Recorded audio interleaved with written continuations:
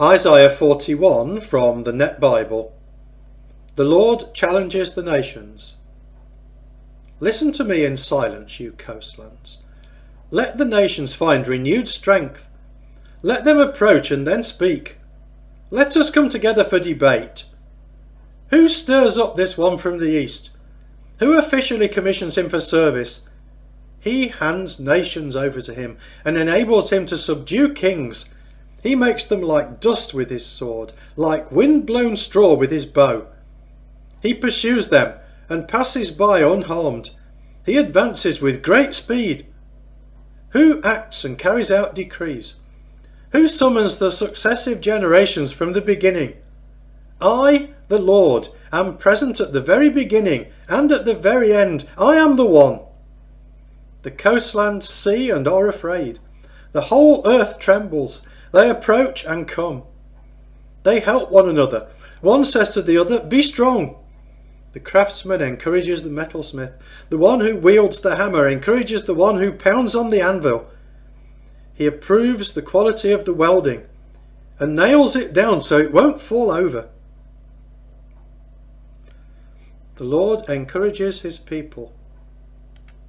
You, my servant Israel, Jacob, whom I have chosen, offspring of Abraham, my friend, you whom I am bringing back from the earth's extremities and have summoned from the remote regions, I told you, you are my servant. I have chosen you and not rejected you. Don't be afraid, for I am with you. Don't be frightened, for I am your God. I strengthen you. Yes, I help you. Yes, I uphold you with my saving right hand. Look, all who were angry at you will be ashamed and humiliated. Your adversaries will be reduced to nothing and perish.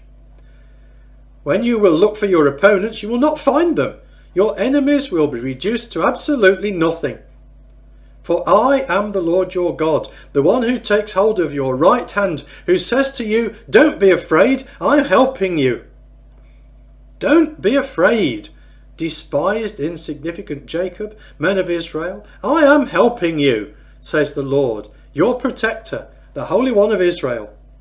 Look, I am making you like a sharp threshing sledge, new and double-edged. You will thresh the mountains and crush them. You will make the hills like straw. You will winnow them, and the wind will blow them away. The wind will scatter them. You will rejoice in the Lord. You will boast in the Holy One of Israel. The oppressed and the poor look for water, but there is none. Their tongues are parched from thirst. I, the Lord, will respond to their prayers. I, the God of Israel, will not abandon them. I will make streams flow down the slopes and produce springs in the middle of the valleys.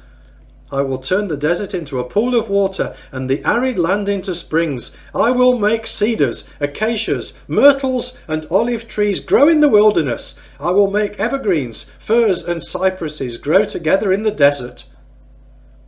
I will do this so people will observe and recognize, so they will pay attention and understand that the Lord's power has accomplished this, and that the Holy One of Israel has brought it into being.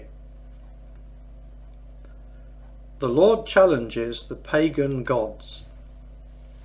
Present your argument, says the Lord. Produce your evidence, says Jacob's king. Let them produce evidence.